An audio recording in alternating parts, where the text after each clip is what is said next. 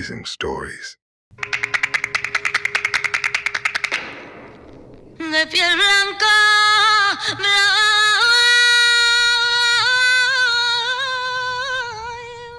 Até dói, Guilherme. Olá, Guilherme, boa tarde. Olá, boa tarde. Onde é que eu estou exatamente, Guilherme? Eu estou a fazer aqui o quê? Este é um episódio para... Podcast, o vosso podcast Amazing Stories. Ok.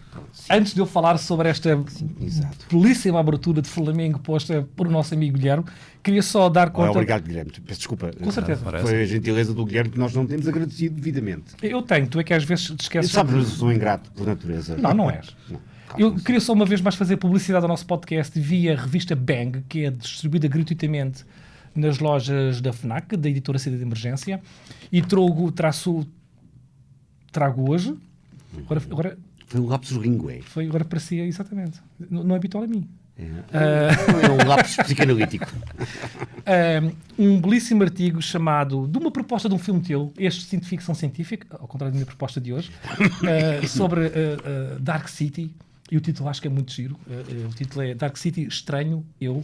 Acho que se aplica a mim E à minha condição agora aqui, seguramente. e a ti. Portanto, Mas vais continuar a abertura, posso só fazer um introito? o que quiseres, caro amigo. Não é só... Eu estou... É para explicar porque é que eu estou completamente deslocado. Eu sinto verdadeiramente no universo de ficção científica. Porque eu fiz uma proposta num contexto que já lá vamos depois voltar a detalhar. E tu deste assim um verdadeiro pontapé. Como é que tu chamas o pontapé aqui? Isto é uma coisa futebolística, chama-se uma patada voadora. Pronto. E tu deste essa patada voadora neste universo que nós estamos aqui a falar sobre a ficção científica. É a propósito de ficção científica. Claro que não é sobre ficção científica. Mas devo dizer que esta foi a proposta mais... Deixaste-me perplexo, confuso, irritado, zangado e agora desorientado. Mas pronto, era só para fazer esse posicionamento. Okay. Mas adianta-te. Explica o que é que tu escolheste. Eu tenho uma expectativa gigantesca para o nosso penúltimo episódio. Gravaremos na semana que vem o nosso último da terceira temporada. Depois regressaremos, se tudo correr bem, espero que sim, à quarta temporada. O filme não é evidentemente de ficção científica. Eu já vou explicar porque é que eu trouxe a provocação. O filme chama-se Branca de Nieves e é a Branca de Neve, não os 7, mas com os 6 anões. O filme tem algumas curiosidades. O realizador é o Pedro Berguer, catalão, de 2012 o filme. E o filme, eu vou explicar rapidamente para depois dizer onde é que eu queria desafiar-te. Esta proposta é para te desafiar, é um desafio e depois que dá o contexto. Mas estou a falar genuinamente, é para apelar a um debate sobre uma coisa que eu sei que tu gostas muito. Eu trouxe este filme porque tem aqui algumas subversões. A primeira subversão é que pega-se num conto, não é original dos Irmãos Grimm, mas foi reinterpretado, mas vamos dar essa paternidade aos Irmãos Grimm, que é um conto deles, e passa-se em Espanha, não sei se nos anos 20, nos anos 30, porque aparece um Zeppelin a certa altura, já sou a interpretar, peço desculpa por isso, tem, como mostrou o Guilherme, tem Flamengo pelo meio, tem touradas, tem Sevilha, a preto e branco, mudo, e depois tem uma segunda subversão, em que nós temos anões, não 7, mas 6 anões, e não temos um príncipe. Mas já lá vamos à questão do príncipe. E era este o ponto que eu queria que tu me ajudasses, porque é que isto daqui não tem, porque é que esta história da Branca de Neve não tem um príncipe, não é? A minha interpretação, que é apenas a minha interpretação, não é que a história lá tem, aquilo que eu interpreto, é porque neste caso a Branca de Neve não depende de um príncipe para ser salva, porque tem a sua própria jornada. E a jornada dela é isto. Ela é filha de um toureiro muito conhecido, que é o António Vilalta, acho que é Vilalta, que é colhido por um touro, fica paralisado, emocionalmente também ele incapacitado. A sua mulher, que é Carmen Tirana, tem uma filha, morre no parto, e a filha é a nossa personagem, a nossa Branca de Neve, que é a Carmencita. E o pai rejeita a filha, a Carmencita, porque a mulher que ele tanto amava morreu durante o parto, e portanto a Carmencita é desde logo marcada pela tragédia de quando nasce, a mãe morre, o pai fica incapacitado, e ela tem de crescer enfrentando toda esta duríssima realidade. E a minha pergunta é esta. Acrescentando depois o facto de aparecer uma madrasta. Exatamente. Eu não queria só muito esticar a Bera. Exato. Eu não queria esticar a corda, depois Não, queria ficar do teu lado. Podes completar aí o ramalhete. Depois aparece a madrasta, que é a enfermeira do pai, e depois transforma-se numa verdadeira vibra para a nossa Carmencita, não é? Além de desprezar e de matar o galo, ainda faz dela uma serva da sua casa. Eu vejo nesta questão de não haver um príncipe e depois a tragédia, vejo neste filme, e a proposta não é tanto sobre o filme, é sobre os seus mecanismos narrativos. Vou usar um termo teu sobre as nossas canalizações narrativas. Eu vejo aqui, e a pergunta é esta, eu calmo já, vejo aqui neste filme uma jornada de descoberta, uma jornada de amadurecimento, que é a Branca de Neve, ou a Carmencita, tem de aprender a amar-se, tem que aprender a amar por si própria, é ela que aprende o que é amor, que aprende a amar, não depende dos outros, e depois vai também aprender aquilo que é a sua própria capacidade de se superar perante todas as adversidades. Talvez seja uma história sobre a sua força interior. E porquê é que eu quis trazer um filme que não se sente sobre ficção científica, nem tem absolutamente nada a ver com ficção científica? Porquê é que eu quis trazer um podcast onde nós falamos de ficção científica? Porque nós, num final de um dos podcasts, falamos sobre a Branca de Neve. E eu disse uma coisa sobre a Branca de Neve, o clássico, dizendo que a Branca de Neve amadurece porque ela descobre o amor quando beija o príncipe. Disseste uma coisa, não, a Branca de Neve não pode amadurecer porque os personagens não podem amadurecer porque isso é uma impossibilidade. Naquele universo. Naquele universo, estou a resumir. E eu fico com aquilo na cabeça, porque nas minhas aulas de storytelling, não nas de história contemporânea, não é? Só em storytelling, digo sempre isto. Pá, nós para termos uma boa short story, temos que ter os personagens a evoluírem, a amadurecerem emocionalmente, não é? Ou seja, a personagem que começa e que acaba não pode ser a mesma personagem. E tu pareceu-me que tu tivesse discordado nesse ponto. Então eu trouxe esta Branca de Neve apenas para nós falarmos sobre o personagem, sobre este processo de amadurecimento. Eu vou calar-me de seguida. Eu desta vez preparei o podcast. Eu tentei fazer a jornada da personagem para tentar, no fundo, organizar aquilo que eu vi. Mas não me interessa tanto aquilo que eu vi, porque eu sei o que é que vi. Interessava, no fundo, tu pudesses partilhar. Espera, deixa ficar assim, porque isso é interessante. Bom, isto começa... Não queremos que eu ponha os 6 anões? Não, espera, já lá vamos, porque isso é interessante. Muito interessante. Vais falar sobre uma representação gráfica da jornada. Não. São detalhes mais técnicos. São miúdos de frango. Mas a questão mais simples é esta. Nós, e o erro foi meu, não foi erro, a vontade, de puxarmos para fora de pé do universo da ficção científica quando lanço a proposta do Ninja Scroll. Porque é um filme, ao contrário do que é habitual nas animes, não tem um universo de ficção científica. E porque me interessava, tal como te interessou agora a ti esta questão, interessava-me na altura falar sobre a questão do fantástico e da fantasia, porque são universos que são, aparentemente, às vezes, que colidem com a ficção científica, mas são próximos, claro que são próximos, embora com algumas diferenças, e às vezes até estão dentro da ficção científica. E o nosso debate acho que muitíssimo bem quando nós tentamos, no fundo, estabelecer essas fronteiras, diluindo-as. Sim, porque elas não são estanques. Não é? A ficção científica no Flash Gordon existe, mas aquilo é também, é fantasia também, não é? Quer dizer, e essas dimensões são interessantes porque nos ajudam a perceber como é que as personagens funcionam dentro de determinado tipo de como é que eu devo dizer, molduras de possibilidades. Bom, tirando essa coisa de parte... Desculpa interromper-te. Molduras de possibilidade. É bonito. Porque não é bonito. E por isso é que eu estava a dizer, o Indiana Jones nunca muda, não pode mudar, não pode crescer. Certo? Ok? Certo. Apesar de, no episódio com o pai, ele ter algum crescimento com o pai, mas aquilo é mínimo. Neste universo... Já o Han Solo muda. Como? Já o Han Solo muda. O Luke Skywalker é que muda. O Skywalker também muda. O Han Solo muda um bocadinho. Vou corrigir-me, perdoa-me por 10 segundos só. Tens razão. Quem o mudou foi o George Lucas quando quis mudar a cena do tiro, em que ele é um pistoleiro que dá um tiro ao querido, não é? E ele depois fez uma pós-edição e houve uma grande polémica sobre quem é que disparou primeiro. Havia malta nos Estados Unidos com camisolas a defender a versão de 77, onde se dizia que quem disparou primeiro foi o Han Solo, não foi o bandido, não é? E o George Lucas estupidamente quis mudar a natureza da personagem, não é? E ele é aquilo. Sim, provavelmente. Desculpa ter-te interrompido. Mas mudar a natureza é uma coisa, evoluir, transformar-se é outra. Exatamente. Era com esse ponto que eu gostava que tu pudesses discutir. Neste universo de fantasia, normalmente as personagens estão relativamente cristalizadas, quer dizer, elas sofrem de facto uma mudança, mas não é uma jornada de transformação. Para ti não é uma jornada, é isso? Não é. Mas Ok. é para mim, certo? Não estou... Não, mas eu era isso É um mesmo. entendimento. Certo, que faço certo. disso, porque a Branca de Neve, de facto, sofre uma mudança, que neste caso a Branca de Neve, sofre uma mudança, mas não é uma transformação. Então ela está, de facto, em processo de crescimento, em reconhecimento de que está madura. Carlos, explica isso. Eu acho que às vezes nós nos desentendemos. Não é o preciosismo verbal. Na semântica, às vezes. Talvez. Então deixa-me só explicar que é muito importante e é muito simples.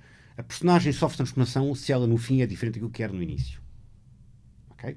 Tão simples como isto. Do ponto de vista emocional? Do ponto de vista emocional, do ponto de vista funcional da sua forma de entender as coisas. Ok. E de facto a Branca de Neve está exatamente igual no fim, tal como estava no princípio. Não há, quer dizer, provavelmente descobre o amor e o príncipe. Mas essa é uma condição que eventualmente poderá ajudar a levar-se a si própria a então sim a transformar-se. Mas isso é outra parte da história. O viveram felizes para sempre quer dizer que não há mais nada que se possa trazer para pôr em causa aquilo que está previsto. A diferença é que eu acho que isso é uma evolução, depois chegamos e dizemos, agora está tudo bem. Já chegou onde ela queria chegar, agora É um entendimento, mas é um entendimento já pessoal. pode ser feliz. Sim, mas eu aceito essa visão, porque as coisas não são instantes. Este universo das narrativas é tão rico, tem tantas formas de se entender que é bom que haja essa diversidade. Mas, neste caso concreto, e é isso que me interessa, esta história é absolutamente perversa. Não é subversão, é pura perversão. O facto de ser construída como se fosse um filme mudo, o facto de ir buscar os elementos preciosos, porque o filme é catalão, atenção, e portanto está a olhar para a outra Espanha, não para a Espanha catalã. O flamenco e a tourada são atributos da outra Espanha que não necessariamente a catalã. E o cenário é Sevilha. Exatamente. Portanto, Sevilha. há uma perfídia, há uma perversão em olhar para a outra Espanha. Eu disse há pouco dos anos 20, anos 30, e falei-se o Zeppelin, que aparece numa cena quando se vê aquele freak show, porque também a Espanha pré-guerra civil. É isso que eu ia dizer, é pré-guerra civil, a Espanha republicana. Exatamente, é aquela outra Espanha. E, portanto, há aqui uma agenda política, agora é a minha vez de dizer, que me incomoda. E, sobretudo na parte final, que eu acho que é da mais perversa que existe, é que a Branca de Neve fica, de facto, num estado de como é que eu devo dizer? De suspensão de vida. Ela está dentro de uma caixa de vidro e os anões resolvem usá-la como ganha-pão. Vão andar com ela de feira em feira. Todos menos um. Todos menos um, sim. O Rafita não. Sim, mas vão usá-la como aberração para ser beijada. Mas ela passa a ser beijada por todos. É aberração porque há um freak show, Guilherme, e aparece a mulher Tocinho. É. Não a mulher barbuda, mas a mulher Tocinho. O filme é de uma perversão. E agora vem aqui uma questão que é muito delicada. Eu vou dizer isto devagar para não... ferir suscetibilidades. Exatamente. Para não deixar ninguém, enfim, sentido. Eu sempre achei que o filme, da versão do Walt Disney, sobretudo, é de uma carga metafórica sexual absolutamente extraordinária. Absolutamente extraordinária. O filme está muito bem feito na forma como, não é camuflou, mas como resolveu uma série de aspectos da natureza sexual. Aliás, a Branca de Neve tem mamas muito pequenininhas, mal se vê que ela é madura. Portanto, não há ali traços nenhum, a não ser depois os lábios vermelhos. Interessante. É o único traço. Mas a questão é muito interessante porque depois os anões que foram todos reconstruídos pelo Walt Disney, como eu já tinha dito, aquilo são metáforas. Mas olha, ele reconstruiu, mas a altura manteve-se. Sim, a altura Por muito que ele tivesse feito os anões crescer, na verdade... Reconstruiu narrativamente porque no conto original não há uma natureza individual. E ele fez questão de fazer isso. Foi uma decisão narrativa muito inteligente porque caracterizou os anões de uma forma muito peculiar e que são... Mas isso dará eventualmente para outra conversa. Mas que foi, de facto, a grande riqueza do filme. E há lá mais metáforas sexuais muito bem feitas, sobretudo na madrasta, porque a madrasta tem um porte sexual absolutamente exagerado. Eu não sei se podemos dizer isso, mas é uma MILF. Se bem que MILF não se pode usar, é um termo que não se deve usar. Até porque não é tocado, é madrasta. Sei que é uma sigla em inglês, mas eu não me lembro o que a sigla quer dizer, não sei. Quer dizer, pessoas adultas com as quais eu gostaria de conversar. Sim. Tradução livre. É uma tradução... Sim. Sim, é uma tradução filtrada. Nós estamos sim. em antevésperas do Natal, portanto... Depois, convém mantermos o Nós, espírito. a javardarmos um conto infantil com uma Branca de Neve, só nós os dois, realmente. Desculpa, mas foi isso que o Pedro Berger fez com este conto. O que ele quis foi justamente entrar numa... como é que eu devo dizer? Numa aposta verrinosa, torcida, toda, o mais agressiva possível, debaixo de uma história completamente... Cândida. Sim, aparentemente, com os temas caros à cultura, sobretudo castelhana. Mas volta lá ao teu argumento da personagem crescer, amadurecer, transformar-se. Podes explicar isso um bocadinho melhor? Esta personagem ainda fica menor. Quer dizer, isto é mal comparado. Mas cresce ainda menos do que a verdadeira Branca de Neve no conto. Não no conto original, porque isso é outra questão. O conto original também é completamente diferente. Mas na versão do Walt Disney, a Branca de Neve tem um pequeno processo de transformação. Esta não tem transformação nenhuma. Ela fica, quer dizer, simplesmente encontra a vocação dela em espetáculos de feira. Quer dizer, isso é uma coisa completamente... quer dizer, como é que eu devo dizer? É uma pura perversão. E, de facto, o que eu acho é que o filme tem esta agenda política, tem a grande dimensão metafórica e, sobretudo, neste lado catalão de ver o resto, porque, como nós sabemos, quer dizer, catalães e o resto da Espanha, os bascos são outra coisa. E castelhanos? E castelhanos, sim, mas sim... eu diria que é o resto da Espanha toda, incluindo bascos, incluindo galegos. Mas é o que me parece, sobretudo nesta tirada. Mas claro que isto é um tiro direto ao coração da Espanha castelhana. Mas eu nem sequer me preocupei em ir ler... sei que o filme foi muito estimado. Desculpa também, tu costumas ler... Nós propomos os filmes. Tu costumas ler... o que é escrito sobre os filmes? Ou... Sim. Gosto de saber o que é que ressoou em algumas pessoas, o impacto da... Isto é interessante. Ainda bem que nós estamos a acabar a temporada nisto. A minha experiência para o podcast, como eu preparo, eu vejo o filme 1, 2, 3 vezes, vejo muitas vezes, e depois vou à procura de coisas, de significados, de representações. E não leio nada sobre os filmes. E é por isso que eu queria partilhar contigo a experiência que eu tive de desconstrução da jornada da personagem. Era isso que eu te ia agora pedir. Importas-te Sim, eu vou só, se o Guilherme me fizesse ao favor, só... Eu fui vendo o filme, tentei ver o filme continuamente mais do que uma vez e só consegui, na verdade, ontem à tarde... O filme custa um bocadinho. É difícil, é muito difícil. É uma experiência que, tens razão, que é quase traumática. Dói ver o filme. Eu tentava ver o filme e ao mesmo tempo tentando, no fundo, fazer esta jornada da personagem. Identifiquei aqui 3 momentos mais 3. Vou dizê-los rapidamente. Sim, mas não temos tempo. Deixa-me só entender. O que tu fizeste foi o que tu chamas o arco, não foi? De progressão da personagem. Exatamente, okay. O história arco da personagem. Então, nós fazemos... Eu sei que não gostas muito desta Não partilho. Exatamente. Mas eu quando faço o storytelling, faço o story arc da história e desta vez fiz o story arc da personagem para ver se isto faria um sentido. E isto até fluiu bastante até o último momento, e agora estou a pensar nisto a propósito do que tu disseste, que ela até acaba muito pior do que a Branca de Neve dos irmãos Grimm, do Walt Disney. Esse ponto depois lembra-me dele, porque eu queria que tu explicasse isso, porque acaba por... Não compromete, mas abre aqui uma brecha no meu story arc. Ao primeiro momento em que ela nasce, a mãe morre, ela fica sozinha, o pai rejeita, ela é criada pela avó, está todo o teu amor materno, é abandonada pelo pai, e o pai não a vê crescer durante aqueles primeiros 5, 6, 7, 8, 9 anos de vida. E ela começa, e foi aquilo que eu vi, a fazer a sua, como eu fiz, como faz o Guilherme, como também fazes, a sua construção da ideia do amor, desvinculada da referência materna do pai e da mãe. Para mim, o que isto podia significar é que ela, naquela fase, não sabe o que é que significa o amor. Depois há um segundo momento, o tal momento da madrasta, que é a enfermeira, depois fica a sua madrasta, em que ela é maltratada pela madrasta. Há aqui um momento em que ela é criada pela avó, que é a referência, que torna-se a referência humana dela, a referência humana.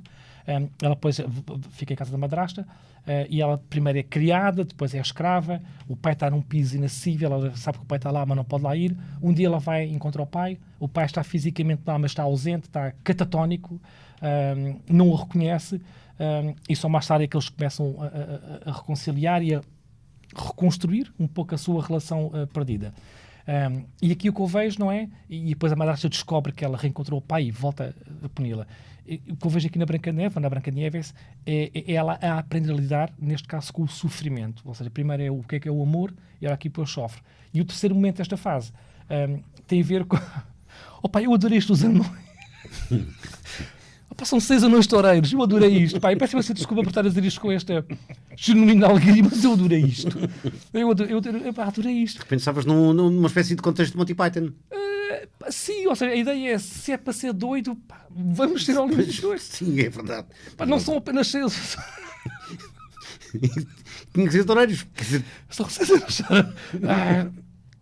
Ela perde, depois é resgatada por 6 anos toureiros que lhe dão, e agora, em minha opinião, dão-lhe aquele espírito familiar da comunidade, acolhem, não é? É um amor romântico, mas é este amor da amizade, não é? A lealdade. São eles, são os pequeninos humanos que ensinam a ser humano. Exatamente. E como é que eu noto aqui a transição de um momento para o outro? O que marca a transição para mim do ponto de vista da narrativa, aqui é pura narrativa, como tu a interpretas, é quando ela se perde na floresta, ela marca a ruptura narrativa e marca, agora vou dizer isto como vincula a mim, não é? A sua transferência emocional daquilo que era a menina para a outra personalidade, para outro tipo de amor, quando os anões a recolhem. O Rafita, que é um dos anões, apaixona-se por ela, ou antes, o Berger sugere-nos que ele se apaixona por ela pela forma como ele a olha, como só quem está apaixonado é que olha um para o outro, não é? Ninguém olha ninguém assim, se estiver profundamente apaixonado. Ao momento em que eles quase se beijam na boca, não é? Ali um beijo quase roubado, não é? Tocam-se ali os lábios, não é? E eu vi ali naquele momento, e tu vais depois fazer-me uma patada voadora, já sei disso. Não sou capaz, já não tenho essa mobilidade. É que eles fazem, parece-me, a transição, então sim, da jovem ferida para a mulher, desculpa o termo, parece capa de revista de cor-de-rosa, disponível para amar. Portanto, aqui que eu vejo isso, ela amadureceu do ponto de vista amoroso. Ela torna-se toureira, não é? Com os seus anões, apropria-se da própria memória do pai, o que eu acho uma coisa quase freudiana, não é? Sendo a personagem feminina, mas eu acho que ela se apropria ali da memória do pai, não é? E ele fazê-lo, trocam é boi que se diz, ou touro? O touro. Trocam-lhe o touro que devia ter um certo aspecto físico, troca-lhe um touro muito mais musculado, que representa um monstro perante a donzela, não é? Ela enfrenta aquilo tudo, enfrenta os medos. Depois temos o último momento, e termino já a seguir, que é o final, que é trágico. Ela é envenenada com maçã. Da madrasta. Pela madrasta, exatamente. Ela que está a seguir isso. E depois o que é completamente doido? Ela entra num sono profundo também, é colocada dentro de um caixão de vidro e é metida no freak show, que anda... de feira em feira. Um carnival, que anda de feira em feira. Então, como é que eles ganham dinheiro com aquilo? Lá o tipo do circo. Eles, os anões. Sim, mas eles têm depois o mestre de cerimónia. Sim. Aliás, os anões são sempre com ela e o Rafita está ainda mais perto dela. Ou seja, ele recebe dinheiro para que as pessoas... Há uma fila. Epá, isto soa tão mal para quem tiver a visualizar aquilo que eu estou a visualizar. Ela está adormecida dentro de um caixão, morta, e há uma fila de homens e uma mulher também, que a vão beijar na boca e que pagam uma moeda para ver quem é que acorda a princesa, não é? Não há príncipe encantado, não é? Não há. É aquela fila não pode haver. perversa. E depois o momento final, que eu acho delicioso, é... eles usam um truque, que é alguém que beija a Branca de Neve e ela, bumba, acorda, o tipo pira-se. Portanto, os príncipes encantados, nem os príncipes encantados, nós podemos confiar, o tipo pira-se, mas não é que ele é um truque, é uma armadilha para que depois o corpo volta novamente à sua posição. Até que o Rafita, não é? Aquele anão que está à espera do beijo perdido, o beijo roubado, tenta também a sua sorte, vai perder o teu caixão com a Branca de Neve, não é? Beija, e este momento que eu achei muito curioso, ela não acorda, ela mantém-se no seu sono profundo, mas verte uma lágrima, não é? Verte uma lágrima. Eu acho que aqui estaremos todos de acordo da interpretação e depois o que é que aquilo significa. E esta é a parte que eu tenho que levá-lo ao psicanalista em breve, porque a meditação guiada e o yoga já me está a salvar. Epá, aqui uma coisa que... vê se eu consigo explicar isto bem e depois tu irás discordar. É como se ela descobrisse, não é? Ela descobre o anão beija, que ela sabe quem é que é, porque ela verte uma lágrima, mas ela está encarcerada dentro do seu próprio corpo, como se ela descobrisse um pouco a natureza imperfeita do próprio humor. Portanto, eu vi esta jornada de amadurecimento da personagem, é por isso que eu digo que A Branca de Neve que começa e a Branca de Neve que acaba não é a mesma personagem, ela amadurece do ponto de vista Sim, mas emocional. cresce. E Desculpa, cresce. sim, Ela no mas fundo é o cresce. humor, mas eu gostava só de dizer isto, que é o humor que a faz crescer, neste sentido. Sim, né, a perversão chega tão longe que o anão não é príncipe suficiente. Ou seja, ele é um homem, é pouco. É um XS. Está lá, exatamente. É uma- Está lá ao princípio, mas. O príncipe Exatamente. Mas não chega. está lá ao princípio. Portanto, É uma não XS. Sabes, deixa-me só dar conta disto. Chama-se Brancanieves, porque é justamente o filme é preto e branco, é justamente para pôr em causa o lado branco e o lado negro. Não, quer dizer, e ele quer, o realizador quer, obviamente, levar isto para o território do negro, como é evidente. Tem nada a ver com o filme do João César Monteiro, que é uma outra coisa completamente diferente, embora a relação entre o branco e o preto também esteja Tu presente agora no podias citar o César Monteiro, dizes, eu quero que o César Monteiro... Não, o coitadinho está do outro lado também. Sim, mas é um subversivo. Interrompi, peço desculpa. Mas eu ia dizer que o assunto da tourada é fascinante e eu faço-te um desafio por causa desta questão vista pelo lado inverso àquilo que este catalão vê desse universo, que é um filme que se chama Fala Com Ela. Almodóvar. Sim, conheço Esse bastante filme bem. é absolutamente Sim. extraordinário. Não tem nada a ver com ficção científica. Ah, claro. Então há um pequeno filmezinho dentro, genial, que se chama O Amante Minguante, Certo. que é feito exatamente como se fosse este filme. Certo. E é tudo ao contrário. É o grande filme do Almodóvar, não é? Para mim é. Para mim também. Seguramente que é o filme que eu grande filme mais dele. estimo, porque é um A filme Branca de uma riqueza espantosa e tem metáforas geniais e muito difíceis, devo dizer. Mas portanto, isto para pôr estes dois lados em polos extremados, porque eu não estou a dizer que tenho antipatia com a Catalunha, não tem nada a ver com essa ideia, ok? Não. O que eu vejo ali é esse lado de perfídia, de perverso, de olhar para o outro lado da Espanha e fazer justamente o lado negro a partir do conto da Branca de Neve. Eu, como não sou muito... Mas este meu exercício o que é que parece? É interessante, sim, tens razão, marcaste os pontos fundamentais de mudança da personagem, mas sim, bom, ela descobre bem o amor, não é? Porque o homem é mais pequenino. É um humor imperfeito, Carlos. É um humor imperfeito. Sim, mas, quer dizer, mas não é. Quer dizer, a história é uma perversão total, não é uma subversão, uma perversão total, intencional da história original dos Irmãos Grimm. Mas sim, isto para dizer que o esquema de arco que como tu defines, está bem elaborado. Para mim, a questão do arco tem justamente esta desvantagem, é que estabelece uma coerência de transformações, mas é muito difícil de tu conseguires perceber a diferença entre a entrada e a saída. Okay. Se a personagem de facto saiu transformada. Quer dizer, podíamos perceber isso se o arco fosse, obviamente, mais amplo ou menos amplo. Mas não é uma forma de pensar que favoreça este contraste entre a personagem. Porque a personagem não é necessariamente o princípio. É aquilo que nós começamos por entender que é a forma de funcionar, de pensar que ela tem. Porque as histórias são exemplos que nós temos de como é que as pessoas pensam, as personagens pensam, que são reflexos de pessoas, como é evidente, e como é que elas, perante as adversidades, não só podem resolver os problemas, como acima de tudo, essa resolução de problemas as pode transformar. Porque, no fundo, é essa grande jornada que nós procuramos. Desculpa, eu só uso esse, é um truque, não é, do arco narrativo por um motivo, porque permite que nós visualizemos a tensão narrativa. Sim. E ao visualizarmos a tensão narrativa, mata-nos aquilo que são as personagens planas. É nesse sentido que eu uso que fica claro o que é uma personagem plana e o que é uma personagem que evolui ou que está em tensão narrativa. É um truque meu. Sim, mas não há aqui conflito nenhum. Há só uma forma. É um modelo que eu não que para mim não está de acordo com as formas como eu penso. Mas eu entendo perfeitamente e é perfeitamente funcional e tem grandes vantagens.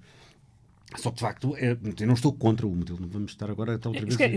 Vou dizer isto. É um truque funcional. É um truque mais pedagógico do que criativo. Sim, ou seja, mais pedagógico do que criativo artístico. Sim. Ou seja, podemos usar este truque num certo nível pedagógico, mas quando passamos para um nível artístico, ou seja, de produtor, de criativo não o devemos usar?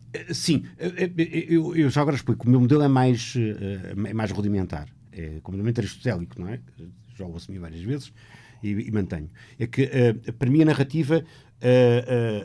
para mim não, para a linha que eu sigo, a linha não é minha, a linha de Aristóteles para começar, e não só, de outros muitos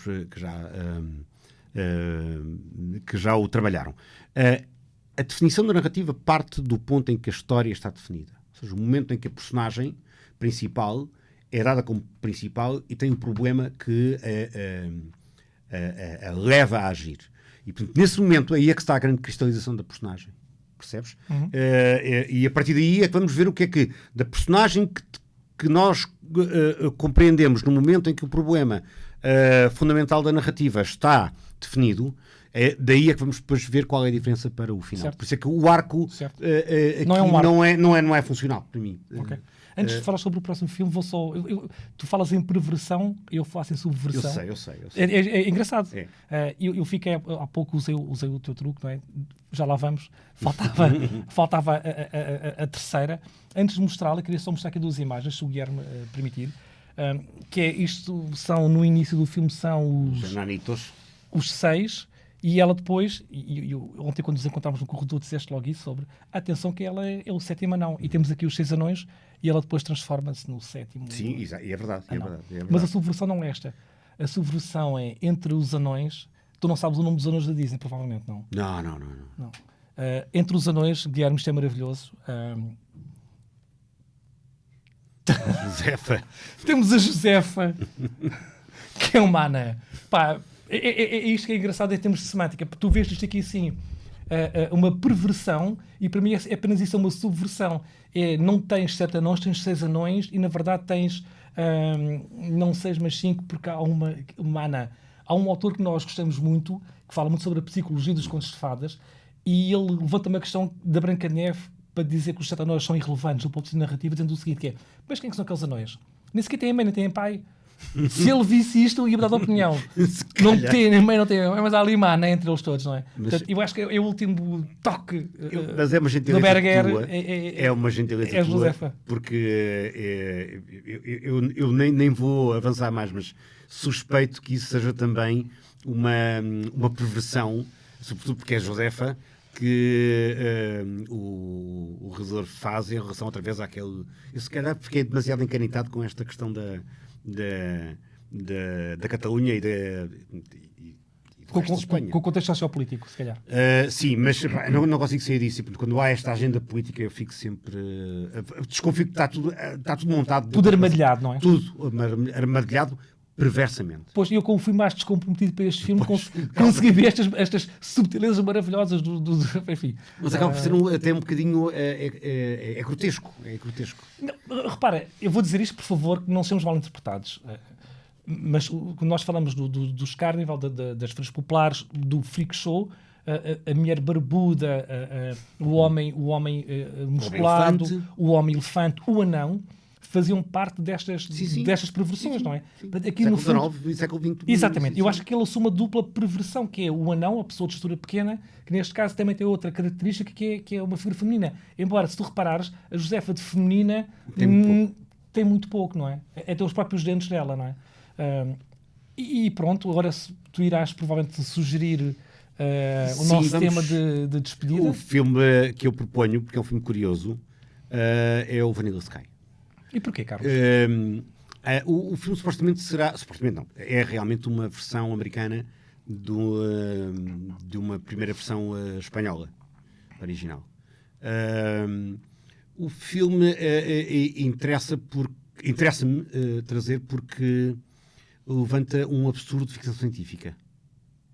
E esse absurdo é muito simples. O filme narrativamente é muito ardiloso. Estou a falar da versão americana. E quando o filme começa é quando começa a haver problemas e depois a narrativa começa a ficar tão embrulhada que nós não conseguimos navegar facilmente naquilo que se vai sucedendo. Só bem perto do fim é que se descobre que tudo o que se passou foi falsificado porque o tempo presente é 150 anos depois daquilo que foi uma parte da história. Vais fazer um filme em homenagem ao Christopher Nolan. Que maravilha! A manipulação do tempo. Não sei quem é. Eu vou mas partir de posso pé atrás. investigar. Vou partir de pé atrás não pelo filme, que o filme é extraordinário, mas por tu estares a filiá-lo no território da ficção científica. Isto vai ser bom. Mas é mesmo ficção científica. Vamos ver. Ok. Olha, um bom desafio. Obrigado. Isso foi muito plácido. Muito obrigado, Guilherme. Muito obrigado, Carlos. Obrigado. Fiquem bem. Até breve. Amazing stories.